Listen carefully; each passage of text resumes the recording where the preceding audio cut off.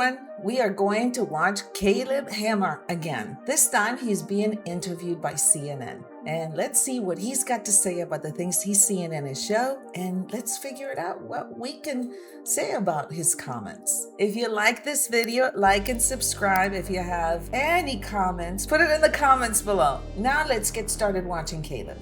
So I want to bring in Caleb Hammer. He hosts Financial Audit on YouTube and is the CEO of DollarWise.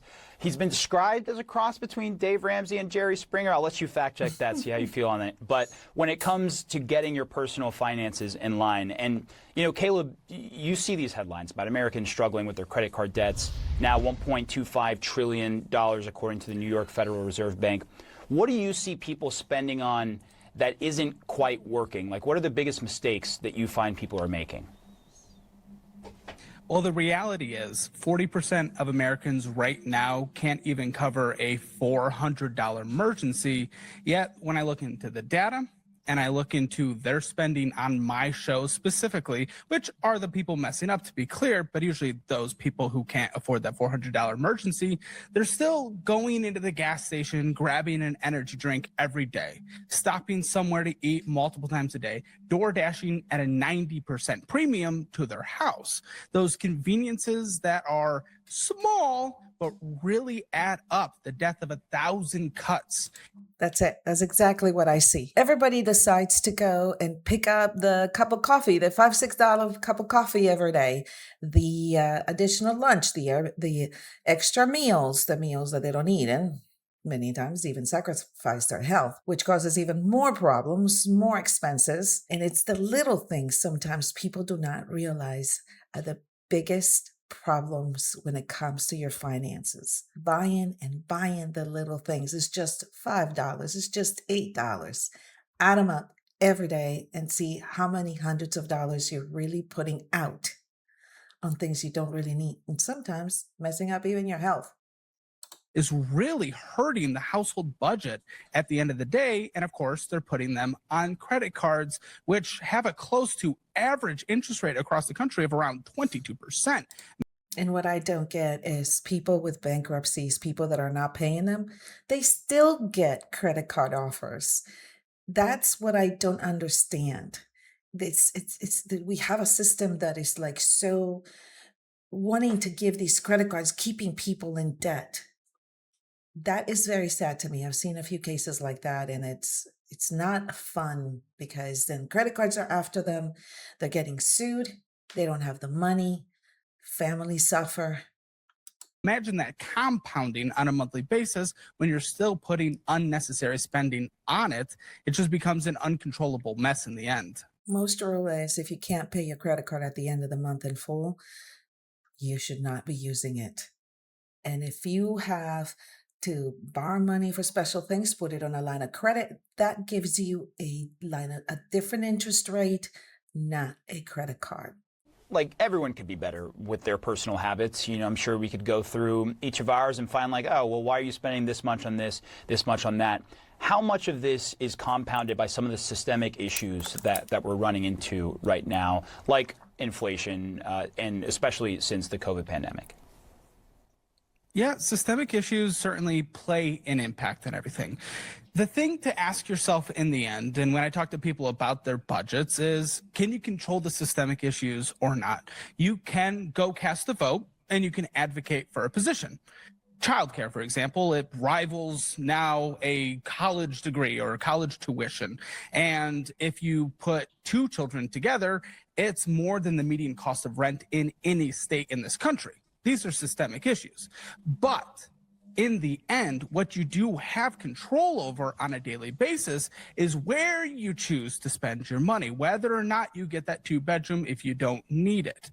There are a lot of personal choices that impact your absolute daily life when you can't control whether or not we go into Iran. Sorry, not going to happen for the average person. I didn't really get a say in that one on that day. But you can control your daily spending, and that's why we created DollarWise, the budgeting app, so people could control their daily spending. You know, I think there's a tendency always from older generations to sort of look down and say, hey, you know, when I was coming up, I was able to buy a house by 25 and start a family, and, you know, different world, but it happens. And I just wonder, what do you think older Americans should know about what Gen Z and Gen Alpha coming soon? People are still doing it. I have clients who are in their mid 20s who are buying slowly but surely, who have put down a deposit or something. But again, just like Caleb said, they did not go to the 2-bedroom when they didn't need it. So they were able to save that money to maybe invest it later into something that they really want. It is happening. It can be done. Discipline is important. Are facing, and what's different for them that maybe previous generations didn't have to deal with as much?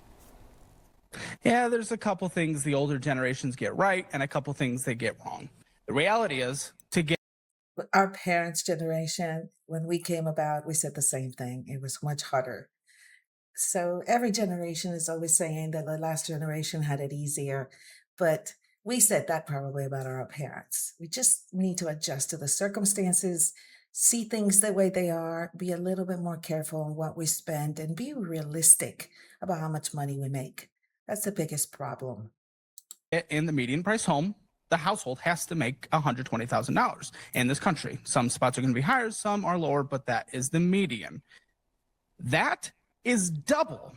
The monthly income required is now $3,120 on a monthly basis. Ownership costs, that alone, which has doubled since 2020. That is not something an older generation had to deal with. But something the older generation is right about is the cost of most things in our lives as a percentage of our income has actually gone down outside of a few key areas. The key areas where it is not is buying a home, healthcare, pretty important, and the cost of school, also pretty important. But as far as things like groceries, even going out to eat, many of the dopamine fueling things that we like to chase, as a percentage of our income, they have actually gone down. So there's a lot of things that are better about living in the current times as a younger person, but there are objectively some things that are worse that the older generations need to realize. But of course, it was the older generations that put in the zoning restrictions that we have across this country that made the homes go up in value the way they have. So I guess we have them to thank for that. You just gave some parents and grandparents some valuable ammunition on this Father's Day. So hats off to that. You know, we were talking about sort of the simple things, or maybe not so simple, but everyday buying and purchases that might actually make a difference in someone's budget. What are you telling people to ride out some of the problems that are hopefully temporary, like, for example, high gas prices? Yeah, I mean, that is a reality. If you're not in an electric car, you have to ride out the high gas prices. But what you do have control over in the end is the car that you get. And we know in America that people. The car that we get, that's very important. Somebody who's making it, depending on their income level, what kind of car should they have, or should they even upgrade their car? That's a big problem with finances and people. They really want to get that nicer, better, more, the one that they was marketed so much more, and they were able to, fall in love while they were looking at it. So the car is a big problem in finances, and I'm glad he's addressing that. Get more car than they need. They spend way Exactly. more on a car than they need, on a newer car, to justify it with safety ratings, fuel efficiency, which can be beneficial right now, but they still get into a $50,000, $60,000 car on an 8-year term at a 12% interest, and it absolutely destroys their household budget. It just doesn't work in the end. Yes, in America, we need a car to have a job to pay for our car. That is a reality. That is the infrastructure that we live in. But you do have the choice on That's sad. That sounds like slavery to a car. how much car you get, and get it checked out by multiple mechanics before you sign that deal. Make sure you're not getting any predatory interest rate, but you still have the choice on the car that you get, which is a big determining factor on your monthly budget, even if you can't actually choose between the gas prices. How would you're talking about doing so much work on the front end, which obviously sounds great on paper and advice. Some people, I think, just get in there and just, get me the quickest thing as possible so that I can get out and do what I need to do. How would you compare sort of the risk factor of delinquencies on payments, for example, that maybe they didn't quite think out versus the work on the front end in terms of cost? Well, if you're not willing to put in the work on the front end for pretty much anything, you're going to face consequences for it. And when you have delinquencies and whatnot, if you have that affecting your credit, that impacts everything down the line. The next time you get a car, you're going to be getting like a 20% interest rate, and you're going to be getting something predatory. You won't be approved for anything beyond that. You're not going to get an interest-free period on a credit card transfer, most likely. You are going to always be in a harder time. Get an apartment, you're not just putting down a security deposit, you're also going to be putting down first month, last month. So the question is basically on anything you do when it comes to taking out a debt is you really need to understand your budget. You need to plug everything into something like that. Otherwise, understand where your money's already going, how much you can afford, or else you will end up in those defaults or delinquencies.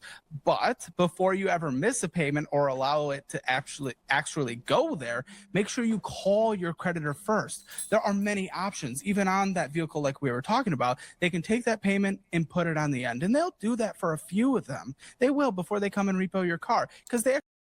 True. But interest is also being accrued on that payment being pushed. I mean, absolutely, if you need to do it, you do it. Just don't get on that very expensive car you can't afford. Get the cheaper cars. Life's so much easier that way.